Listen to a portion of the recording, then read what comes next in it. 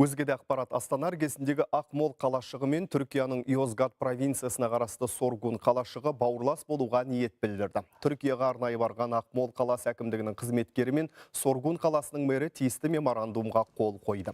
Екі елді мекеннің мұндай келісімге қол қоюы тегін емес. Астана маңындағы ежелгі Бозоқ қаласынан көшкен тайпалар Түркияның дәл осы Йозгат өңіріне барып қоныс тепкен. Тіпті 1927 жылға дейін бұл провинцияның аты Бозоқ болған. Бір-бірімен осындай тарихи байланысы бар екі қаланың енді бауырлас болуға ниет білдірді.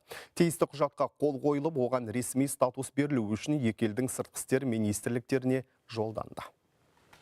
Екі қаланың арасында достықты, ынтымақты, араласыз екі қала бірімізбен араласып, осындай жақсы үлкен шаралар, мәдени шаралар өткізіп, тарихи шаралар өткізіп, мынау Бозоқ қапшығына жиналып, жылда біз үлкен шаралар өткіземіз. Сол шаралардың бірі осы түрік бауырластарымыз, бауырлас қала бүгінгі Соргунның әкімшілігімен біз шартқа отырып жатырмыз.